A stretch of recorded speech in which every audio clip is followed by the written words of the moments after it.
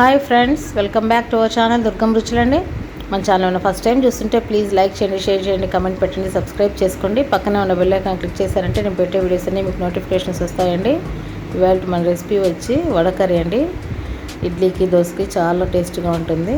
ఎలా చేయాలో చూద్దామండి. ముందుగా మనము కోరశనగపప్పు అండి, ఒక కప్పు పప్పు తీసుకొని ఒక 4 hours ఇలా నానబెట్టుకొని శుభ్రంగా కడుక్కొని నీళ్ళు ఉంచేసేయండి. ఇప్పుడు ఈ పప్పు అంతా మిక్సీ జార్లోకి వేసుకుందాము. ఇప్పుడు ఒక 2 పచ్చిమిర్చిలు తుంచి వేసాను, ఒక 3 ఎండుమిర్చి వేసానండి. ఇందులోకి 6 వెల్లుల్లి రబ్బలు వేసుకోండి, ఒక చిన్న అల్లం ముక్క వేసుకోండి, కొద్దిగా పుదీనా వేసి 1 స్పూను సోంపు వేసుకుందాము. మనం బరగ్గా మిక్సీ పట్టేద్దాము. సోంపు లేకుండా నచ్చదనుకుంటే జీలకర్ర కూడా వేసుకోవచ్చండి. చూడండి, ఇలా బరగ్గా మిక్సీ పట్టేయాలండి. ఎక్కువ వాటర్ వేయకూడదు, మెత్తగాను చేయకూడదు, ఇలా ఉండాలి. ఇప్పుడు మనం ఆ బౌల్లోకి షిఫ్ట్ చేసుకున్నాము. ఇదిగోండి, ఇప్పుడు బౌల్లోకి కొద్దిగా కరివేపాకు, చూడండి సన్నగా తరిగిన ఉల్లిపాయలు వేసి కొద్దిగా కొత్తిమీర వేసుకున్నామండి. టేస్ట్కి తగ్గట్టు సాల్ట్ వేసుకున్నాము. వేసి ఇప్పుడు అన్నీ కలిపేద్దామండి. కలిపేస్తాము. ఈలోపు మనం ఆయిల్ హీట్ చేసుకుందాము. అంతా కలిపేసి ఇదిగోండి, ఆయిల్ కాగింది. ఇలా చిన్న చిన్నవిగా చేసి వేస్తున్నానండి.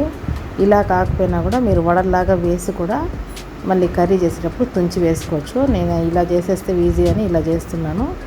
అన్నీ ఇలా వేసేసుకోండి చిన్న చిన్నవిగా. ఇవి తుంచే పని ఉండదు, డైరెక్ట్గా వేసేయచ్చు. కలర్ వచ్చే వరకు, గోల్డెన్ బ్రౌన్ వచ్చే వరకు వేయించుకోండి. కొంచెం మీడియం ఫ్లేమ్లోనే పెట్టుకోండి, హైగా పెట్టద్దండి. చూడండి, ఈ రంగు వచ్చినప్పుడు తీసేద్దాము. ఇదిగోండి, ఈ కలర్ వచ్చినప్పుడు అన్నీ అలాగే తీసేసుకుంటానండి. ఛానల్ ఏమైనా ఫస్ట్ టైం చూస్తుంటే ప్లీజ్ సబ్స్క్రైబ్ చేసుకోవడం మాత్రం మర్చిపోదండి. వీడియో చూసిన వెంటనే లైక్ చేయండి. మనం అన్నీ కాల్చి పక్కకు పెట్టుకొని ఇప్పుడు ఒక జార్ తీసుకొని, మిక్సీ జారు, అందులోకి పచ్చి కొబ్బరి కొద్దిగా వేసుకొని కొంచెం సోంపు వేసానండి. వేసి మెత్తగా కొద్దిగా వాటర్ వేసి మెత్తగా పేస్ట్ చేసి పెట్టుకోండి. ఇప్పుడు కడాయి పెట్టుకొని ఒక 4 స్పూన్ నూనె వేసుకోండి. అందులోకి జీలకర్ర, సోంపు కొద్దిగా వేగిన తర్వాత కరివేపాకు వేగాక సన్నగా తరిగిన ఉల్లిపాయలు వేసుకోండి. అవి కూడా వేసి బాగా వేయించండి. వేగిన తర్వాత నేను 1 టేబుల్ స్పూన్ అల్లం వెల్లుల్లి పేస్ట్ వేసుకోండి. వేసి ఒకసారి కలిపాక టెండర్గా అయితే చాలండి ఆనియన్స్. వెంటనే ఒక 4 టమోటాలు సన్నగా తరిగి వేసుకోండి. వేసి ఒకసారి మగ్గనిద్దాము. టమోటా బాగా మెత్తబడాలి. ఇప్పుడు టేస్ట్కి తగ్గట్టు సాల్ట్, పసుపు, కొద్దిగా కారం వేస్తున్నాను. ఒక 2 స్పూన్లు ధనియాల పొడి వేసుకోండి. వేసి అంతా బాగా కలిపేసేయండి.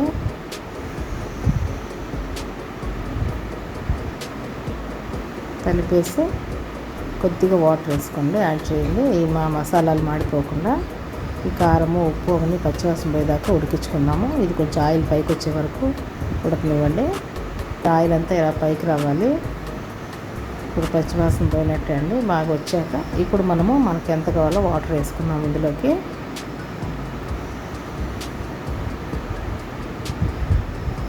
ఎన్ని కావాలో చూసి వేసుకోండి. మళ్ళీ మనము కాల్చుకున్న వడలు యాడ్ చేస్తామండి దీనికి. అప్పుడు అది వాటర్ అంతా పీల్ చేస్తుంది. కాబట్టి ఇప్పుడే మనకు అవి ఎంత క్వాంటిటీ ఉందో చూసి దానికి తగ్గట్టు వాటర్ వేసుకోండి.